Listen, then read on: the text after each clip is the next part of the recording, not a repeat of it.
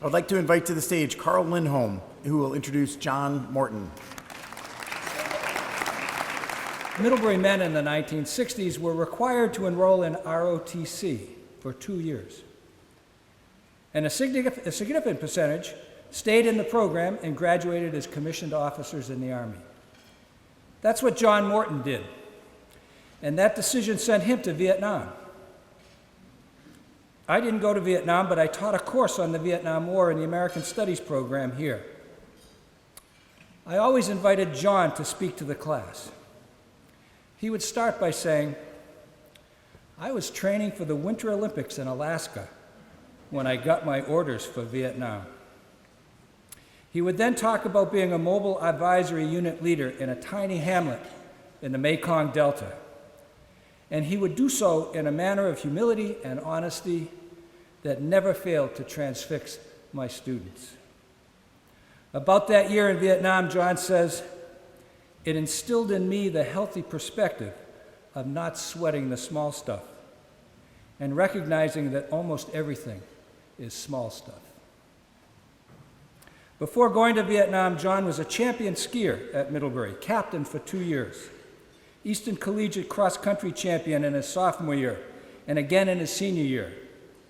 That senior year, he won every carnival race he entered. After Vietnam, John returned to Alaska and made that 1972 Sapporo Olympic biathlon team. And he competed in the next Olympics, 1976, in Innsbruck, Austria. He served as a coach and official at 5 other Winter Olympiads. John skied successfully at the national level for both the U.S. biathlon and cross-country teams, and maintained his love of competition by competing in masters events in skiing and running. He finished over 40 marathons with a personal best time of 2 hours and 43 minutes. After 11 years as the head ski coach at Dartmouth, John turned his talents to writing and to designing cross-country ski trails. Now, over 200 Morton-designed trails later, there are golf courses designed by Jack Nicklaus and ski trails designed by John Morton. His trail design work is a synthesis of John's creative and athletic gifts. John's lifelong friend, Terry Aldrich, best man at his wedding in 1969, says of John, "If I had to choose one person to coach my children or grandchildren, it would be John Morton. He is my son Ryan's godfather for a reason. He is a man of principle and strong moral character, and he has a great sense of humor." This is John's 4th Hall of Fame induction. So this is our chance at Middlebury to say, on behalf of his teammates, friends, colleagues in sport, athletes he coached, clients in Morton Trails, John, thank you for your service.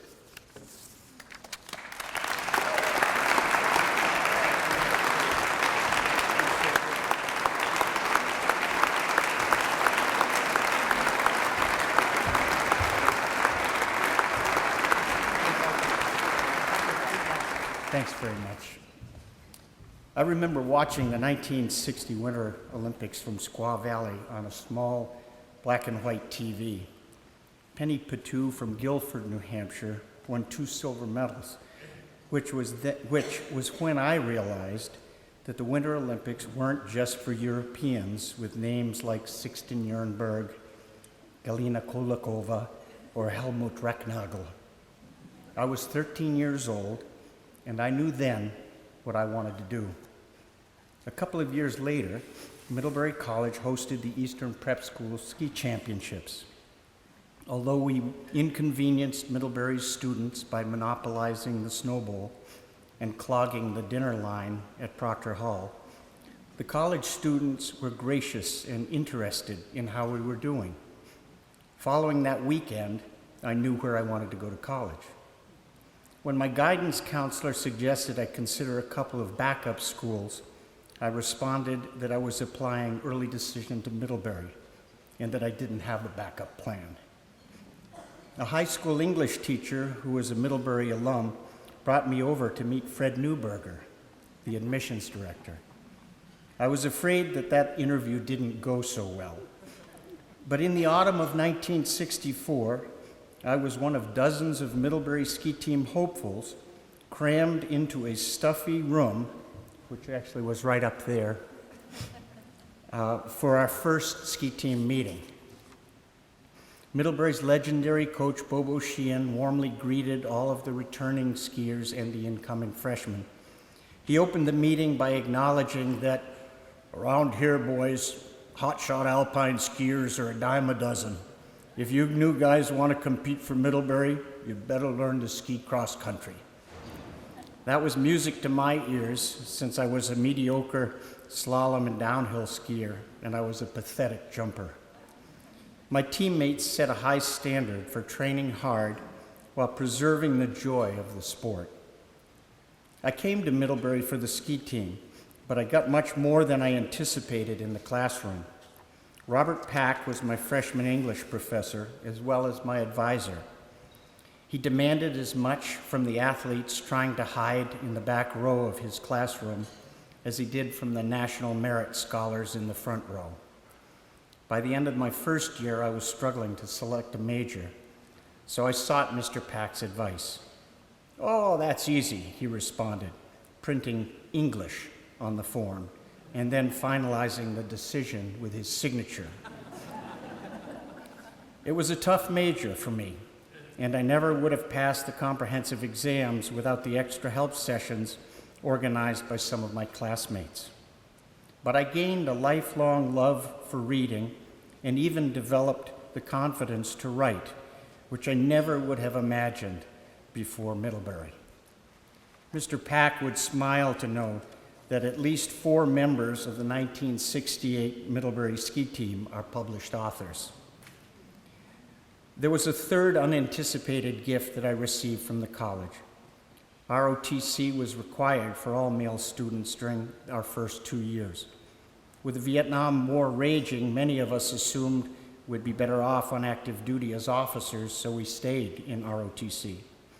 In retrospect, it was probably my military commitment that led me to biathlon, which in turn was my ticket to the Winter Olympics. Of the 6 members of the 1972 U.S. Olympic biathlon team to Sapporo, Japan, 4 of us were Middlebury graduates. My active